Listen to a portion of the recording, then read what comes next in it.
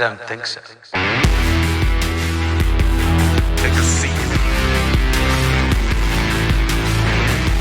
We would be honored if you would join us.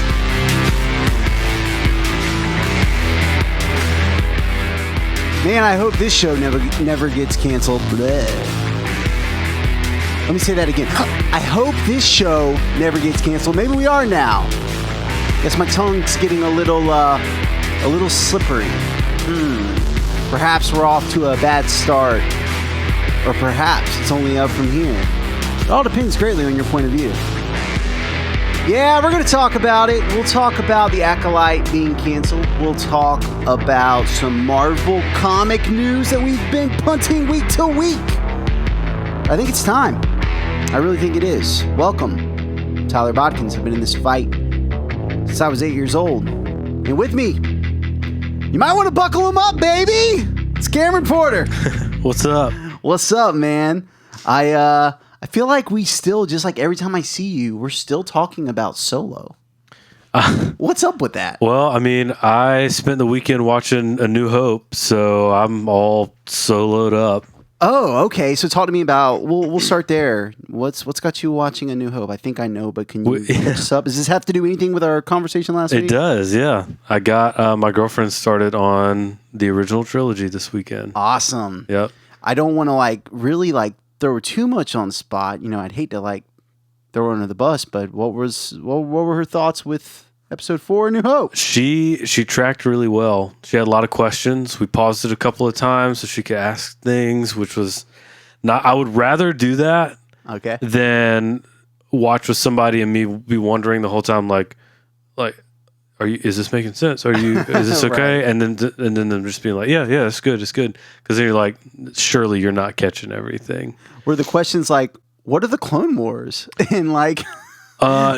What were the questions like? No, I'm we curious. would stop. I mean, I kind of explained the dynamics between Obi-Wan and Vader a lot. Okay. And the wildness with Luke and the fact that Luke was Vader's son and Oh, you told her. Yeah, well, I mean, she knows. She knows this.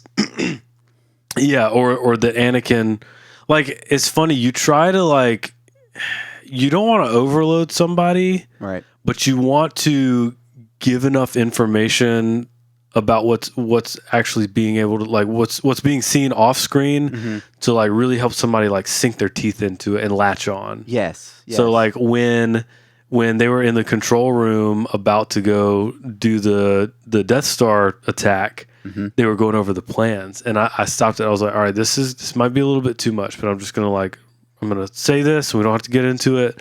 But there's a movie where they actually show them acquiring these plans. And well, that's not where I started. I started with the diagram, the little image that comes up where the bullet goes down the little hole, and then it does this to show that the Death Star would explode.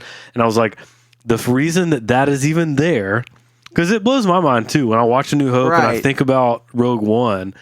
Man, that's just so cool how they tied that all together. It's the Death Star itself was designed by a man who sympathized with he wasn't actually a rebel, was he?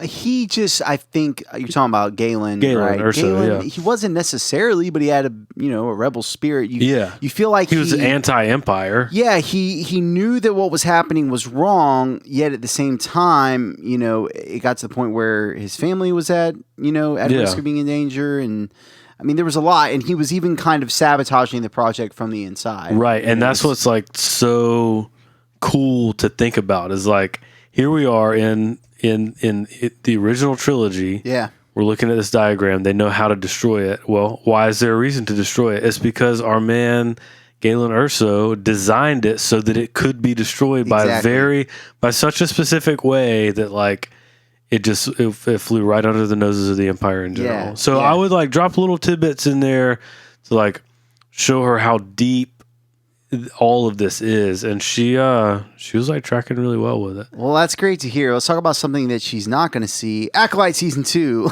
Let's rip the Band-Aid right off. So let's recap. Maybe we've got some new listeners and viewers. Shout out to you guys on YouTube or podcast, however you're taking this in. Great. Glad you're here. let's recap sort of where we sit after the Acolyte was all done. Because Lord knows, if you're a Star Wars fan, it could really go either way. You could be super into it because you love Star Wars, or you can hate the Acolyte because you love Star Wars. Like, it can be anywhere in between those two things. So that's Cameron, a good way to put it. Sort of let's, yeah, right? Like, everybody loves Star Wars. It's cool. We're all good guys. Let's talk about it from your perspective. Where do you land on the Acolyte, be as general or as specific as you would like? Just on season 1 as a whole? Sure. The show as a whole. Yeah. Oh, yeah. The show, the limited series, I guess series, now the mini series. Yeah. I don't know. It was far from my favorite Star Wars content. Okay. I did enjoy it though. It became. It got harder to remain hopeful in it as the season went for me. I think the way that you described it to me, it was either on a previous episode or maybe we were just chatting. You said it became almost like a chore. Yeah. Like it was homework or something. It became a chore to like find reasons to enjoy it. Like and it wasn't because I was like seething in my chair, like watching it just like angry and like mad about the state of Star Wars or anything. It was hard. Me as a like, deep thinking Star Wars fan, I guess it was just hard for me to like really sink into it because I wanted to enjoy it. Mm-hmm. So I was watching it. I was like, okay, I'm looking for more to like really pull me in, to immerse me in this like storyline. Right. I want to become attached to these characters, and it just became harder and harder for me to like. I just had to try. I felt like I was trying really hard to like stay interested in it. I'm not saying it was bad. I'm not saying that I hated it. It was just harder for me to like, for it to hold my attention, I guess. So you bring up a really good point, and I think this is one of the things that I really enjoyed about the Acolyte, which was I do feel like the show, and this is of course neither inherently a positive or negative. It's more of how we like to interface with Star Wars as individual fans. I feel like it required a bit more of you. Like, it did require you to get to the deeper aspects of what the show was trying to say as best I can tell, which, I mean, we all have our own points of view. But to get there, it did require a lot of thinking and paying attention, processing, considering different themes. I feel like that's where the meat of the show was. Now, that's up my alley. Mm-hmm. I like reading Eastern philosophy or going into all of these different pieces of art and thinking, what is this piece trying to tell me? And I enjoy that, but I completely understand that not everyone is that way. And I feel like whereas a lot of times George Lucas's Star Wars does that for sure, I think also what you're saying comes into play. He also remembers to make it a fun and entertaining, more and come approachable along for the ride, a bit more approachable. And, you know, I think that that's something that George has always managed well. Yeah. I will say this. I don't feel like all Star Wars has to be all things. Mm-hmm. But this is what happens, I guess, you know, as far as I can tell. I'm assuming that they're canceling it just because the numbers were not there. Mm-hmm.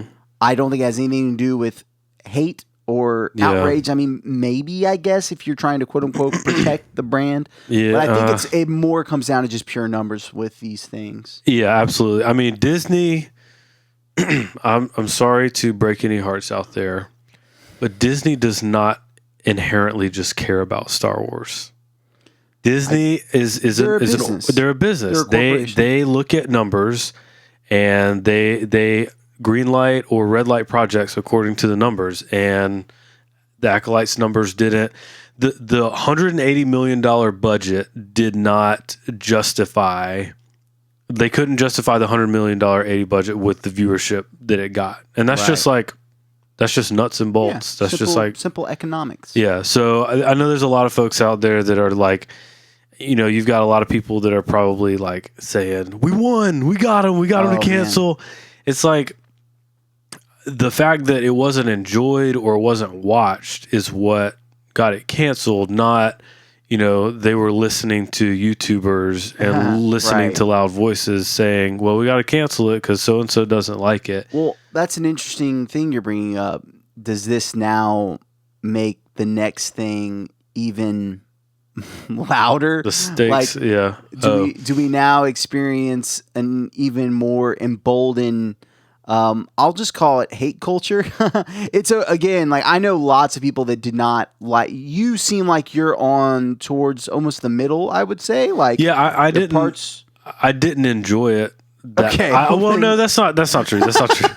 That sounds I a little don't bit feel like harsher. that's what we talked about. No. Brady. That's not true. I didn't love it. Right. It's not something that I would probably go back and do frequent rewatches of, but I didn't hate it. Yeah, and it wasn't useless. It provided it was valuable. I know people that it was like their favorite Star Wars show. For me, it's probably somewhere towards the middle. Mm-hmm.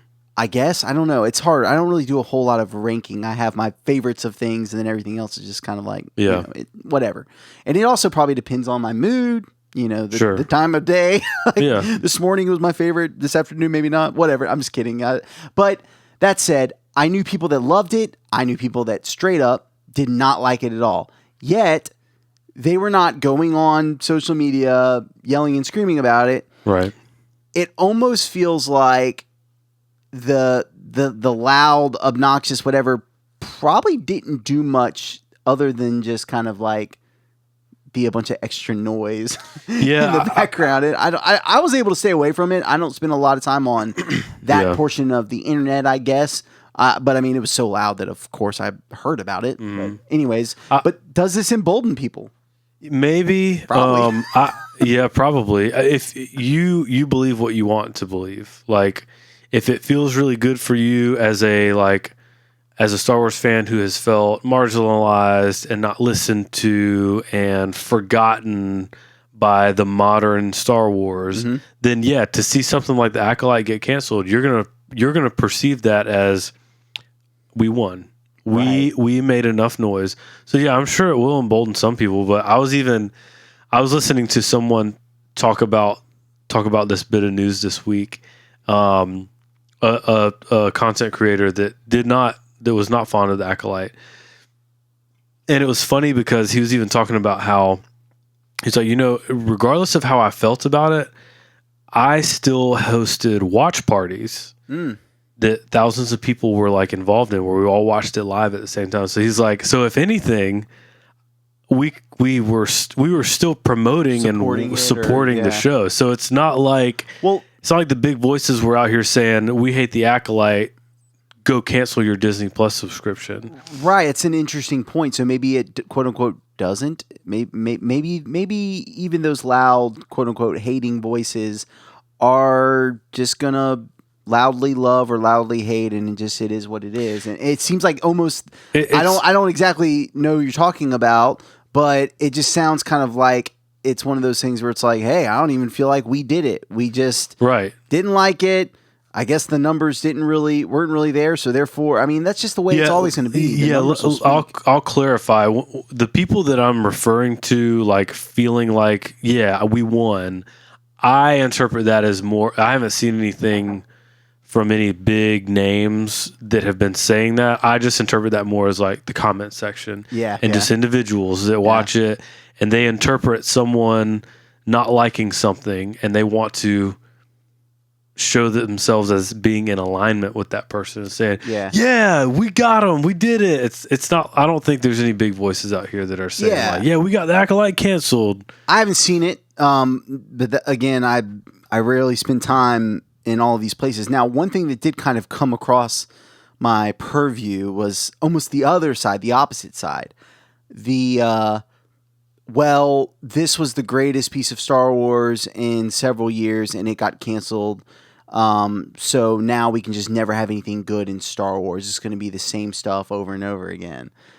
People worried that because the Acolyte tried something new and then was canceled, that now it's going to be difficult for things to come along and try something new for risk of them being canceled. What are your thoughts on that before I try to tackle it? I think it's a stretch. Yeah. I think that's a huge stretch to think.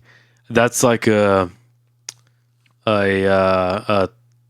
toddler throwing a tantrum response of, well, we'll just never get anything good because they're going to cancel this really good thing because that kid over there said that he doesn't like it, so now we don't get to enjoy it. It's numbers. Yeah. Okay. As you do that voice, it just triggered this thought in me of it's like a very like victim-like mentality. Yeah. And it sounds a lot like the people who feel marginalized by Lucasfilm. It's the same thing on both sides. Same thing on both sides. It's funny. That's kind of like the episode titles of the Acolyte. These things transform into each other. I read something in a book earlier this week. It was talking about how if you take anything to the extreme, it transforms to another thing. And so this idea of, when we talked about the Acolyte, we talked about, like, for instance, like justice and vengeance. And how if you take them to the extreme, they just kind of turn into each other. And so it seems like if you take the Lucasfilm Acolyte loving person who feels like they have been, I don't want to say victimized, but they're just kind of in this sort of mentality of like, oh, something's been taken from them. And then you take the Lucasfilm Acolyte hating fan, and the whole time they were getting season 1, they were feeling like something was being shoved down their throats. It's almost the same type of mentality. And maybe that's why those people are so drawn at fighting and arguing all the time. I just think about that quote. I don't know who said it, but somebody one time said that there's nobody that hates Star Wars more than Star Wars fans. I kind of get that, but that's also such an eye-rolly quote for me. Well, yeah, obviously it's like shock value. It's not. Yeah. Star Wars fans don't hate Star Wars, but I get the sentiment. But I think that's anybody and anything. If you're super passionate about something, of course you're going to be upset if something doesn't pan out the way that you like. I totally understand. So I don't want to sound dismissive of any of these people. I think the only reason that actually I can recognize any of it is because there's been times in my life where I felt like both of those ways. It's not like I think I'm above it all by any stretch.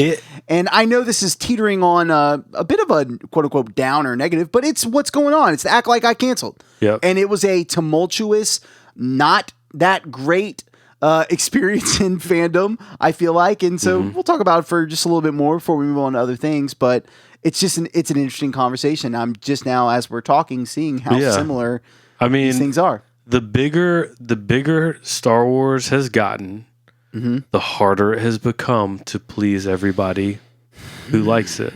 And it will continue to do that. And the next Star Wars project is going to be widely hated and widely loved. Well, unless some like miracle project comes out of left field and unites and that's what everybody always talks about that. They're like, this is going to be the one. This is going to be the project that's going to like put Star Wars back on the map or whatever. It's like people get their expectations set way too high for things. And I'm not even saying that in like a negative way. I'm just saying like you can't look at every upcoming Star Wars project as like the savior of the franchise. Right on, man.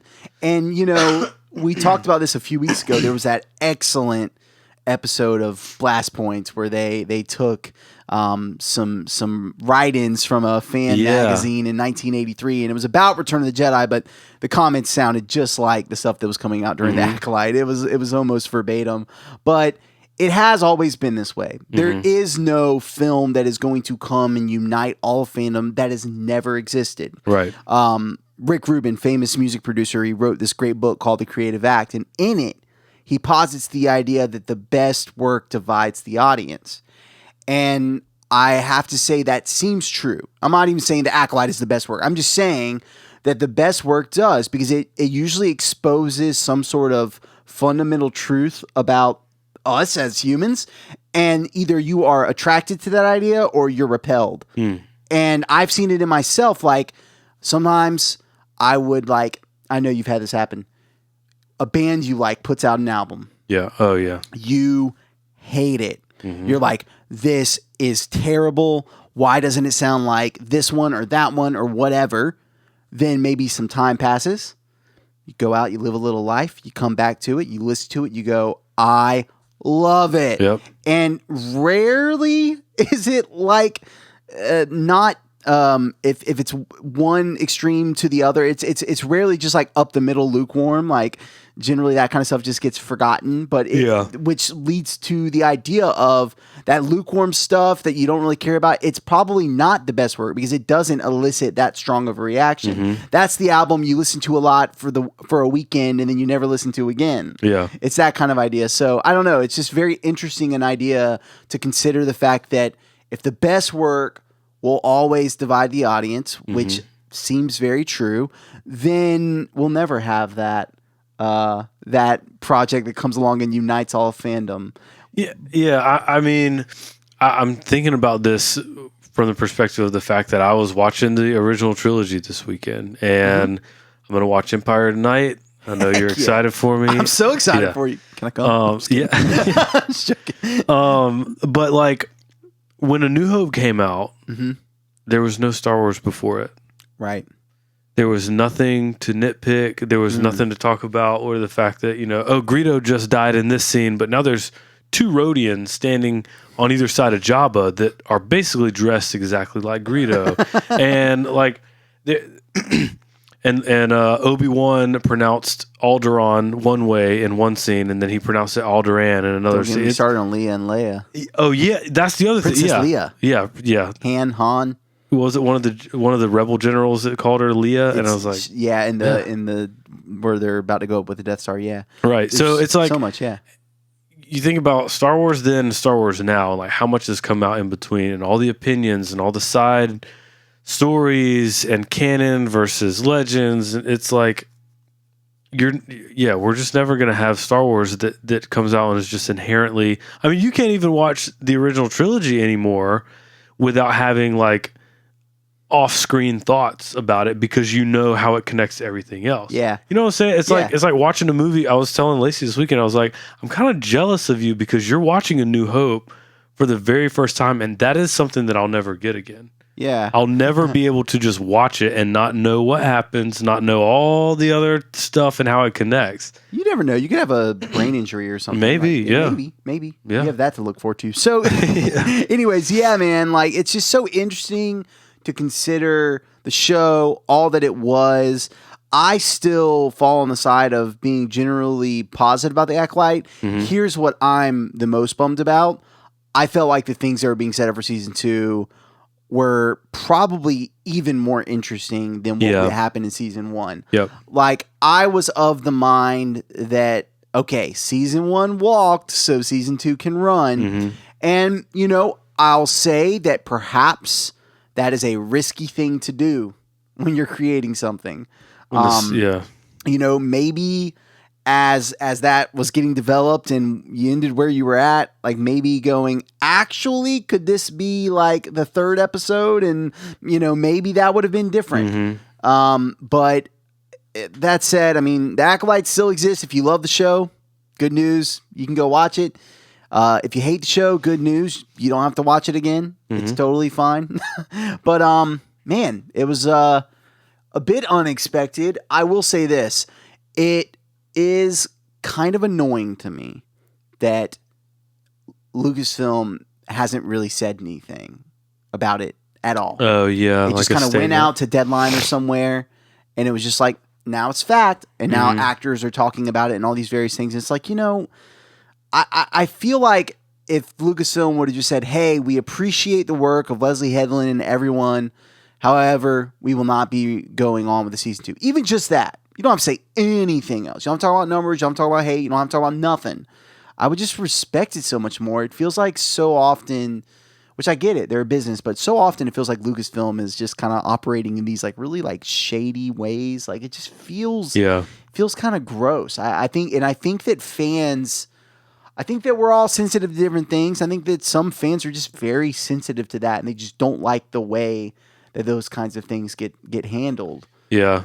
Or I mean, even like lack of a statement from Lucasfilm allows everybody on the fringes to go into their like different reasons of why more. That's interesting. It's almost like Lucasfilm is mom and dad. And if mom and dad would just sit us down and say, listen, we still love you very much. However, we're getting a divorce with this show. Like, it just feels like versus, like you're saying, now you got one side complaining about how Star Wars fans suck and they don't like anything, we'll never get anything good. Like, we're not getting Andor Season 2. Like, we're not getting Ahsoka Season 2. Like, we're not getting all this stuff. Mando and Grogu looks really cool. Skeleton Crew, I think, looks really cool. We'll talk about it more in a bit.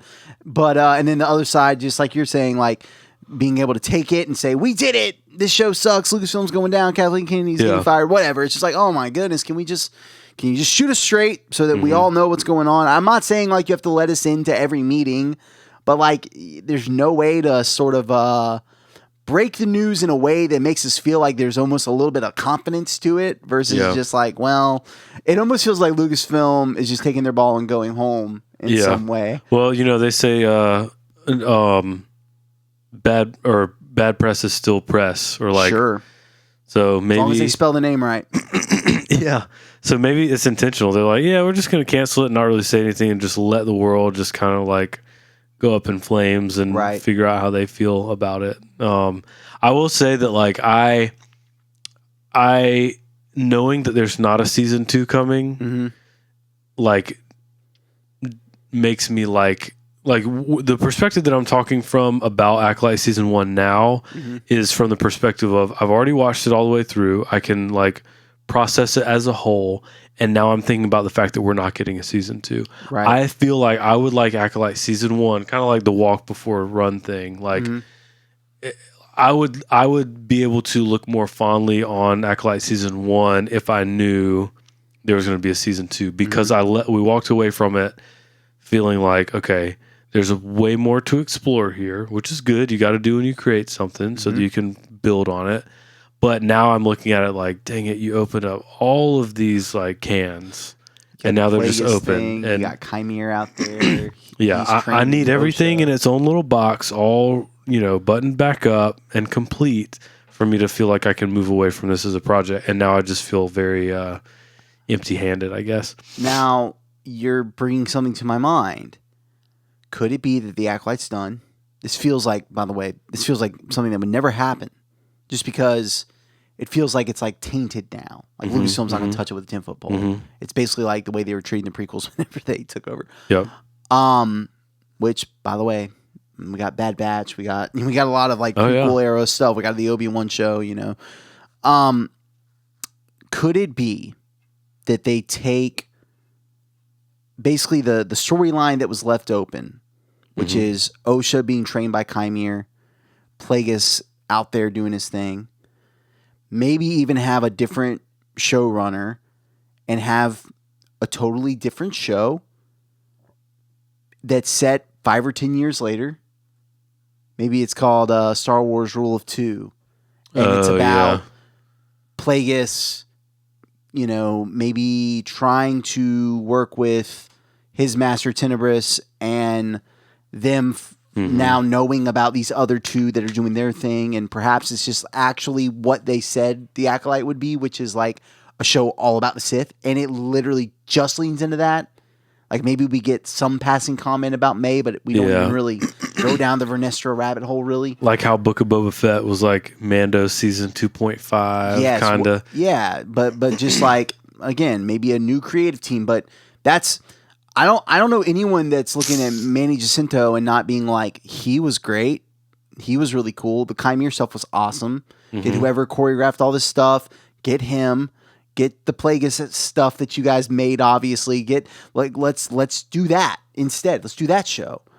Is that a possibility? Do you feel like that's something that you would enjoy, or are you wanting to stay away? It's possible, and yeah, sure, I would enjoy it. I don't think they're going to do it, though. I think based off of the state of fandom and opinions, I think this is going to be very similar to like the sequel trilogy, where they're just going to like put it where it was and just kind of leave it alone. Like maybe it was too controversial, or there were too many. I don't know. Acolyte season 2 got canceled because of numbers. I think they are going to look at the possibility of creating more content within that time frame or within that era, more so on a way earlier page of looking at it like, what do people want in Star Wars right now? And I think the amount of noise around this show is going to discourage anybody from really touching anything. It. Maybe we'll get a book about May. I know, man. It's so frustrating to me. But I mean, it was like, I think I remember hearing like rumors about a solo sequel movie, right? When that came out. I mean, it was going to be a trilogy. Yeah, it was going to be a trilogy at first. So it's like that. It wasn't received well. So here we are. How many years later? 5? Yeah, we did a podcast about it. It was by far our biggest episode, and so many people are commenting about how much they love Solo. Yeah. Which so it's like maybe they'll just leave it alone for 5-10 years, and then maybe they'll come back to it. Maybe Acolyte will become like have a cult following. Yeah. I would say this. I kind of feel that way. That's something I considered this week as I was thinking about us talking about it. I was like, maybe in 3 or 4 years something happens. Call it the next presidential election. We'll set it all up. Let's not get into that. But that something happens, and for whatever reason, just the Acolyte is just in the air. And just like what sometimes happens on Netflix, which we haven't experienced this really so much on Disney Plus yet, but sometimes on Netflix, a show will just get picked up and they're like, bringing it back. We're bringing it back. Yeah. 100 million people watch this 8-year-old show. We're bringing it back. Yeah. It happens. They did it with Suits. Yeah, they happened with Suits. I didn't even know Suits was a thing until last year, and then I watched it and I couldn't get enough of it. I watched was the number as one. it aired on USA. I've always been a USA guy. I used to get a lot of crap for it, and now it seems like everybody, whatever. Yeah, so I don't know. It became the number one show on Netflix. Like when they put it on Netflix, I had never heard of it before, and I'm literally watching a season 9 right now. Exactly. Not that I think that the Acolyte is doing that. However, I'm just saying like it could in 5 to 10 years. You never know. Maybe not to that degree because that was kind of wild, but 5 to 10 years from now, which by the way, I'm going to be honest, if I was to get a season 2 of Acolyte, I would love it to be 5 years after. Maybe not in our real world, but in that world, I want to see OSHA developed further down the path of the dark side. Yeah. I want to see it getting closer and closer to, I was going to say Hugo Damask, but aka Plagueis, taking on Palpatine as his apprentice.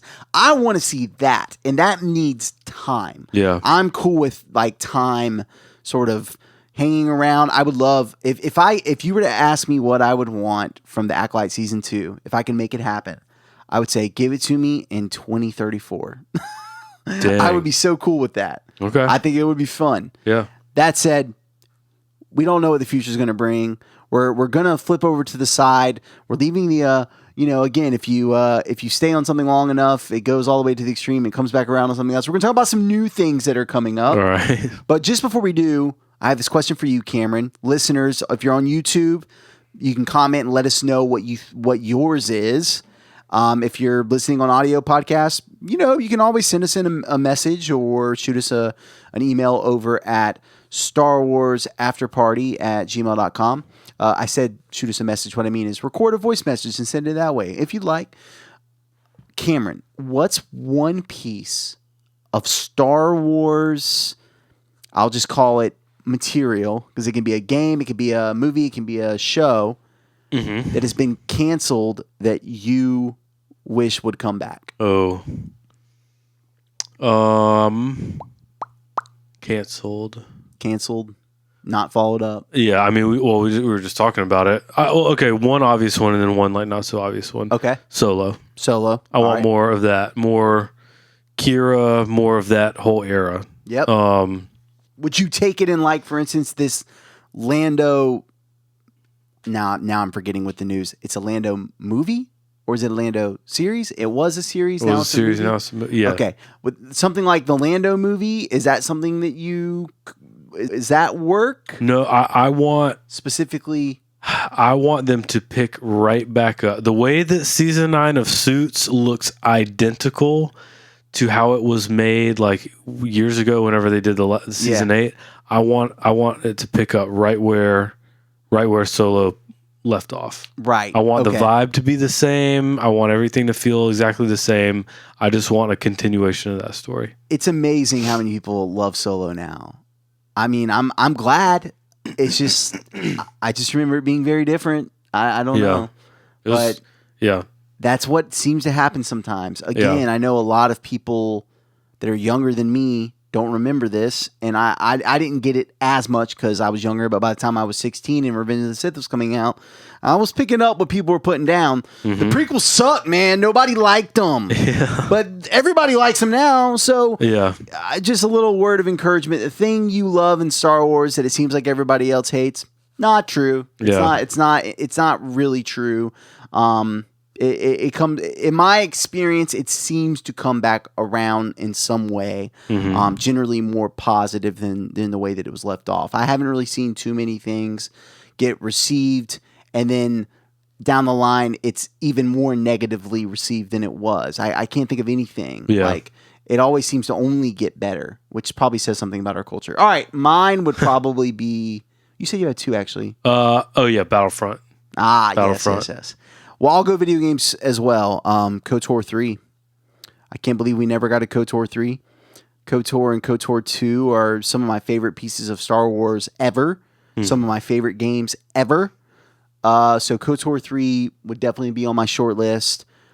I know there's supposedly, I'm not even trying to get in the news of that, but they're redoing the first KOTOR, and if they do that and they go on to a second one, I'd be happy if they just kept right on going and finally gave us KOTOR 3 25 years later. So it would be great if that happens. Yeah. But I guess, we'll see. But that's mine. Maybe let's move into a quick break, and then we will talk about some new things that are coming. You're listening to Star Wars After Party. We're honored that you would join us. Make sure you're subscribed on YouTube for video and wherever you get your podcasts for audio. If you would like to help the pod grow, consider sharing with the Star Wars fans in your life. In addition, leaving 5 stars on Apple or Spotify, giving the video a like, or leaving a comment on YouTube are extremely helpful. Written reviews are the best way to help the podcast reach new listeners. We appreciate your support. Lastly, we want to hear from you. Record a voice memo on your phone and send it over to starwarsafterparty@gmail.com. Written email works too. Now, back to the after party. All right, let's talk some comics real quick. First bit of news is this. If you're watching on YouTube, check this out. If you're not, allow me to explain. Cameron, this here, Star Wars 17, Emissaries to Malastare, 2 of 6. So I'm guessing it's like an ongoing, but this was like the 5th part of the arc here. And friend of the pod, Jim Stevens, walked over here the other day. We were working on some music, which I need to show you, by the way. And he goes, "Hey, man, check this out. I think you might like this." And I was like, "Okay, cool. What is it?" And it is the first appearance of Quinlan Voss. And I was like, Oh wow. that I would be happy to have in my collection. So Dang. first Quinlan Voss. I'm definitely a Quinlan fan. Yeah.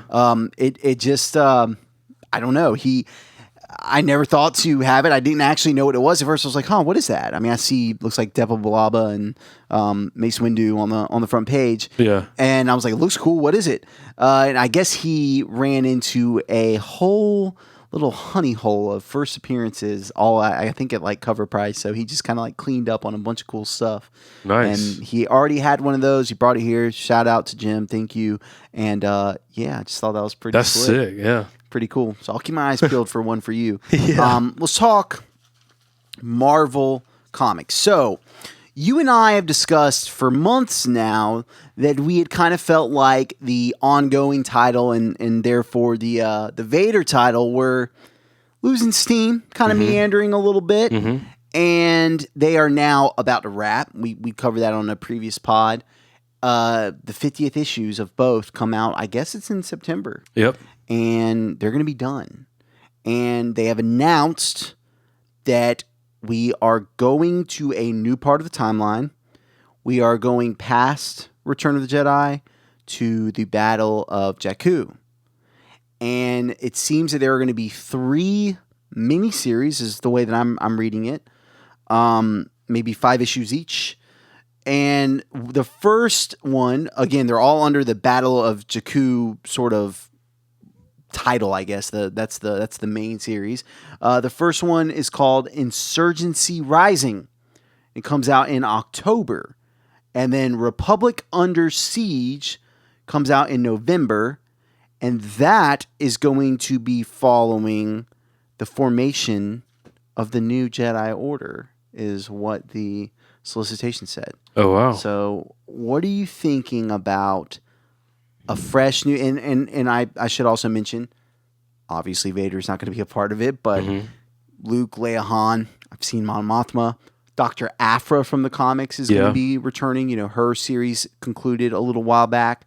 I'm not quite sure about Baylor Valance and the Bounty Hunter crew, but I wouldn't be surprised if they popped up. But what do you think about this new timeline going post Return of the Jedi to the Battle of Jakku, which the story from one of the Battlefront games actually did show that. And obviously we've seen the remnants in The Force Awakens when Rey is scavenging. What do you think about seeing this battle, seeing Luke and the whole crew during this time? I think this is a really exciting time to explore. Yep. We had so much, like, there's so much loss between Return of the Jedi and the sequel trilogy. Right. So I think this is a really fertile ground for them to kind of start to explore a little bit to kind of pull those two eras together. Yeah. Also, it seems like we've had a lot of ever since the sequel trilogy, it seems like we've had a lot of content kind of focused around Jakku as a planet. Yeah. So it would make sense that we would kind of... Why does everybody want to keep going back to Jakku? I know, yeah. Yeah, I think it's exciting. What about you? Yeah, I mean, I'm down. I will say it's not my preferred medium. I'll get to that in a sec. Yeah, to pick up what you're saying, so I think that the timeline I read was like 6 ABY, because I think 5 ABY would be Return of the Jedi-ish. 6 ABY, I believe, is the Battle of Jakku. Mando verse kicks off 10 ABY. Or, yeah, I'm saying all that right, I think. So, yeah, like you're saying, we're sort of closing the gap from the... If you think about the original trilogy... starting at 0 ABY, I believe The Force Awakens was 34, 35 ABY. If Mando's 10, if this series sort of takes us up and then maybe it picks up after that, we're going to be closing that 0 to 10 gap, and that still leaves, assuming the things happening in Mandoverse are maybe 12 or 13 ABY. I know we're throwing around a lot of numbers and letters. Sorry, bear with us. But assuming that this kind of gets up to that, we're about halfway to The Force Awakens once we get through all this Mandoverse stuff. So it does seem like that's what they're doing, man. It does seem like they're picking up and trying to close that gap in. I mentioned that it's not my preferred medium. In the Patreons, we've been watching the Clone Wars. We sort of decided, as we're doing bonus content, which I just uploaded 2 more episodes today, I think we're up to, it's only been a couple weeks that we've had the Patreon going. I think we're up to 8 bonus episodes of commentaries for both the original trilogy as well as the first 4 episodes plus movie of the chronological order of Clone Wars. If you're curious about that, go listen to our last episode. We talked all about it. But that said, we've been watching the Clone Wars, and one of the things I say almost every episode when I'm recording this bonus commentary is, give me Luke Skywalker doing this stuff. Yeah. I don't understand why the original trilogy and all these great characters, as much as I've enjoyed a lot of it, I don't understand why it's relegated to just the comics. Yeah. It doesn't make sense to me, because one of the things that I'm watching in Clone Wars that we didn't get in Bad Batch, we didn't really get a lot of in Rebels, is like when you have these battles going on and there are lightsabers, it is awesome. Like, I don't understand why we don't bring that back. What are your thoughts of that? Yeah, I mean, that's what I always miss. Like, my fondest memories are of consuming Clone Wars era type stuff and battles on large scale. I mean, that's what you like fantasize about as a kid. I felt like was like the battles, right? And then you go back and you rewatch stuff and you're like, well, that was actually really only like a fraction of it, and even more so now. Like we get these great duels, or we get these great action sequences, but it's only just like a shred. It's of so them. small. Yeah, And that's the thing that I'm noticing with these early Clone Wars, and these are the earliest Clone Wars episodes, is there are these giant battles, Yep. and they're so exciting. tactical. You get a tactical side of it too, Yes. with like the strategy behind battles, and Right. And I feel like that's just kind of missing in the broader Lucasfilm Star Wars initiative right now. Yeah. And it just feels like, I understand there's been all this talk about you can't replace the original 3 and da-da-da-da, but Obi-Wan was replaced in the Yeah. prequels, and then they replaced him again for the Clone Wars. And I feel like that animation almost feels like the safest bet yeah. when it comes to getting these characters back and going on these crazy things. Yeah, you can do so much more for much less, and the stakes aren't quite as high. Yeah. Like it's not like here's the motion picture feature from Star Wars for the year. We got to Right. do it just right. Animation is kind of, to a lot of fans, is give or take, but so you have a lot more leg room to just like throw different stuff at it and see how it works. I'm just imagining, and I know that I understand the way budgets work to some degree. I know that not everything can be this, but like I'm just picturing 3 arcs, 12 episodes, like Clone Wars Season 7, the quality of the Siege of Mandalore, or close to it, but with Luke and Han and Leia, Lando, Chewie, 3PO, R2, Afra, bring Yeah. them all in. Yeah. Bring them all in and give us that.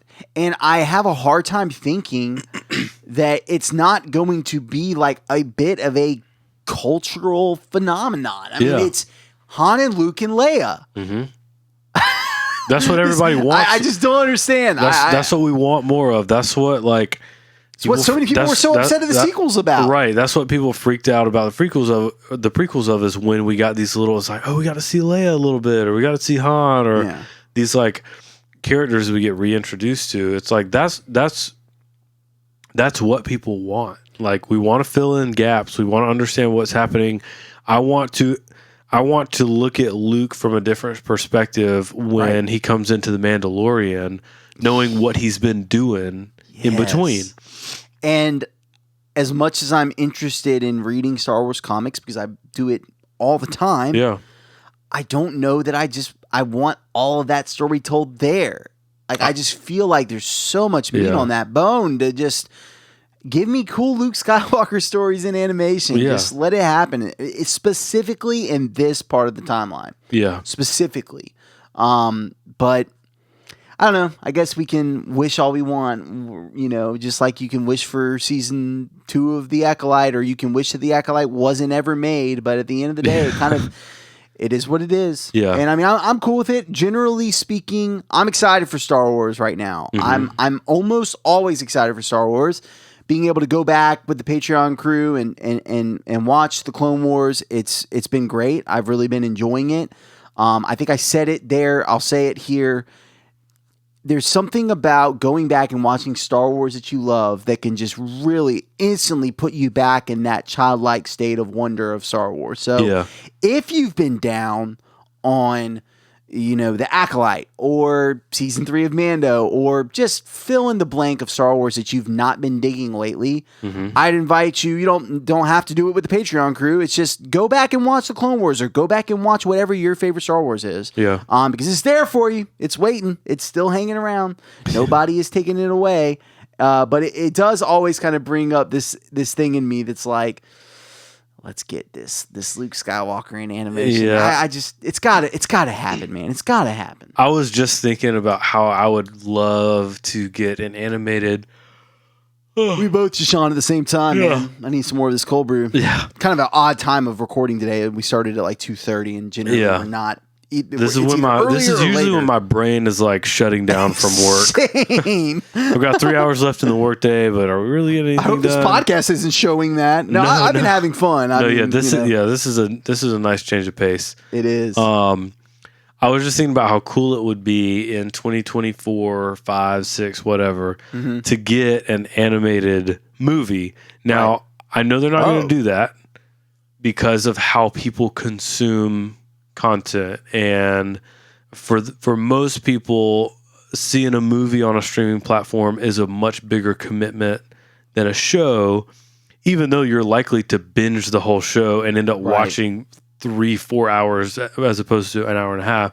But there's something mentally about it when we are looking for something to watch that a movie's going to be less likely to get into. But it would just be cool because I remember how it felt when 2D Clone Wars came out and we were watching. I think was it when the Clone Wars premiered?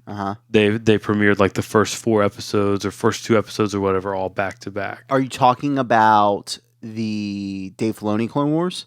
Yeah. Okay, the first thing that happened was the movie came out in theaters. Right. And then season 1 followed it shortly. Okay, later. yeah. So that's And it was basically like 4 episodes put together in a movie, essentially. Yeah. And as we watched this chronological rewatch, it was like the first 2 episodes were like the Christophsis arc, and that goes into like the first third of the movie, and then it goes to what I'm dubbing the Stinky arc, and that finishes the movie, and then the next arc is like some clone cadet, and then some stuff with Bail and Jar Jar, and those were the episodes that we have recorded commentaries to in the Patreon. If you're interested in that, there's a link in the show notes in the description, so you can always check that out. Yeah, we're having a good time in the Discord, chatting about it as we're watching it. And, we're going to be talking Star Wars comics in there, all kinds of stuff. Before we wrap, I want to do a little bit of speculation. Okay. Dr. Z, always in motion is the future. Meditate on this. I will. Let's talk Skeleton Crew for a sec. All right. I'm just getting the vibe that it's not all that it seems with this Jude Law. What's his name? Jadna or something like that. You can at me. It's okay. Yeah. I'm not even going to try. We'll get it by the I think time. it's just Jod, isn't it? It's like Jadna Nawood or something like that. That's his name. His middle name full and name. his last name start with like the same letter. It's whatever. It's something like that. It's like Jadna Nawood or something. I'm starting. I don't know why. This just came into my mind sometime after you and I talked about the trailer. I'm starting to feel like these kids and this ship that they have stumbled upon is of some value to these pirates that are hanging out in the place that it seems like they've gotten captured. Okay. And I started thinking about the fact that, they would try to get these kids to, I don't know, get them back to this location or something. Like there's just something that they need these kids to do. These kids are not having it. They would not be the kinds of kid. They're going to be those precocious kids that I'm just imagining here. And I was thinking, if I was a pirate crew and I was trying to get these kids to show me, a thing that I needed to find and I needed to manipulate them, the way that I would do it is I would take someone from my crew and I would put them in the prison with them and I would allow that person to help the kids escape. Oh, wow. And then set off. Gain their trust. Yeah. I'm starting to wonder that. Huh. I'm starting to wonder if either A, Jude Law is not a Force user at all. Somehow there's been some kind of trickery that happens. More likely, what I would like to see more is actually he is Force sensitive, but he's not a Jedi. He is a pirate. I don't know what happened. I don't know what the backstory is, but he's a morally ambiguous character. And that through this journey with these kids who are having this coming of age adventure, that he would sort of, soften and eventually turn on the pirates and side with the kids. That to me just feels like it would be a really interesting story. I don't know. I mean, it's more of just, I'm just sharing some thoughts, but I kind of like that idea. I could see them going that route with it. Like almost like a Han Solo-esque thing where it's like, I'm really just in this for the credits now. Exactly. But, you soften your heart a little bit throughout. And then by the end of it, you're coming back in at the last minute after all hope seems lost. Right. And you've already double-crossed all these kids. Exactly. They're defeated. They're like, well, we trusted this guy, and now there's nothing. Just to be in such a perilous place where you're like, as a viewer, you're like, there's literally no way they can get out of Yeah, this. it's And then he almost comes out of nowhere. It's almost like DJ in The Last Jedi. I was literally just thinking DJ. But my hope would be that they combine that with Han Solo at the end of A New Hope, that he does turn them in and he does kind of like, get his reward, so to speak, but then eventually he has a change of heart. Perfect example. Mando. Yeah. Mando, season 1. Yep. He turns the child in at the end of the second episode. He goes back in to get him in the third episode. We love Mando. We love Grogu. They're the best.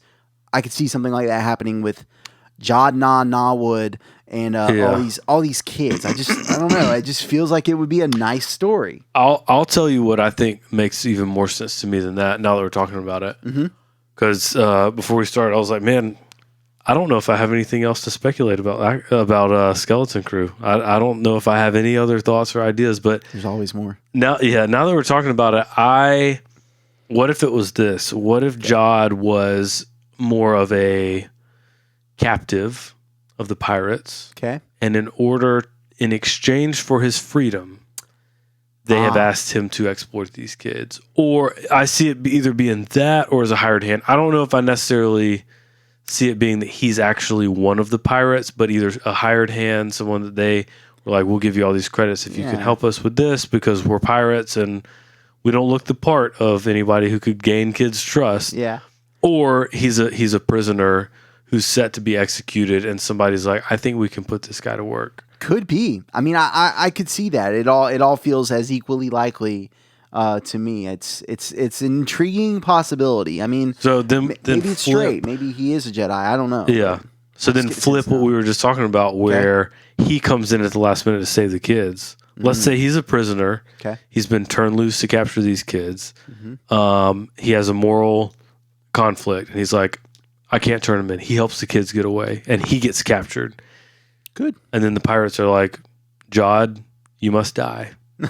And then the kids come, come out from Cameron, nowhere, right, and they save him. Now you're doing the what is it? It's Always Sunny thing. You did this to me. This is fair because if we were to scroll back to season 3 of Bad Batch and me screaming "It's Tech" every week, I think you're right. We would be in similar places. So that is fair. Yeah, that is fair. I will give you that. That said, I'm really excited for the show. The more I look at it, the more I see it, the more I think about it. I put myself in that holiday spirit of December, and I think about the idea of this show coming out, these kids having this coming of age story. I think about all the excellent directors that are involved in the show. I've got pretty high hopes. I mean, I do. I think that it's going to be a really nice show. I'm excited for it, and I'm excited to sit here and talk about it every week. Me it's going to be a little wild being the holidays, but we'll figure it out. And man, I'm just looking forward to it. I have much less apprehension about this show than I have with previous Star Wars projects. Interesting. I think they're marketing it well, where it really feels like this is going to be kind of a feel good, middle of the road, enjoyable Star Wars show. It makes sense to put that in between the Acolyte and Andor season 2, by the way. Yeah. It just, you get what I'm saying? Like, it makes sense to have this nice feel-good show airing and dropping right in between those. Everybody will lay our weapons down. We're going to, just for Christmas. Yeah, just for Christmas. Yeah. Goodness. All the opposing political views in the family at Christmas time, let's put them all down. It never gets bad around the holiday table. Yeah, I'm sure it's going to be great. Let's unite around consumerism and buying things for each other. All right, we can do that. Or sure. If that's the way it's going to be, that's the way it's going to be. I'm excited. I really am looking forward to it as well. I'm looking forward to having sort of these the after show energy. I enjoy this though. I enjoy just sitting around and just, I don't know, talking about random Star Wars stuff as it comes to our purview. I mean, it feels kind of nice. So it's been a fun week. I've enjoyed talking to you. Everybody, either on YouTube, like I said, we appreciate you being here, or on podcasts, the same. So feel free to comment and talk to us about things like, what is your favorite piece of Star Wars that got canceled that you wish would come back? Or things like, what do you think might be happening in Skeleton Crew? What do you make of the Acolyte Cancellation? Let us know all your thoughts. Yeah, there's no right or wrong opinion. We just are interested in hearing from you. So please let us know. And again, we're interested in hearing from you. You don't have to thumb down it so much. A lot of thumbs down and going on out on the internet. Oh no. Just in general. Yeah. It's our stuff. Maybe it's just not any good. Could be. Maybe so. But yeah, it's a lot of thumbs down. And so if you dig it, maybe give it a thumbs up or a 5-star. I don't know. Maybe this is the best work that divides the audience. I'm just kidding. I get it. But yeah, I'm looking forward to hearing back from everybody. I guess. Is there anything else, Cameron? I think we covered it. Let's land this ship. We will be back. We'll be back in 1 week. What are we going to talk about? Well, you'll see. You just got to stay tuned.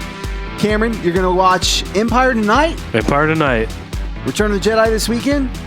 Possibly. Okay. No, probably not this weekend. Okay, but you're getting there. We're going at her pace. Okay, I like that. I don't want to oversaturate it. I think that's the key to showing people you love Star Wars. You just got to let them go at their own pace. Right. Before you know it, you'll end up like me with a wife who has seen everything and loves it all. Yeah. Like it happens eventually. You just got to be patient, like you said. Yeah.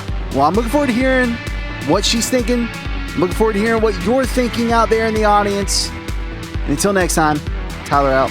Cameron out.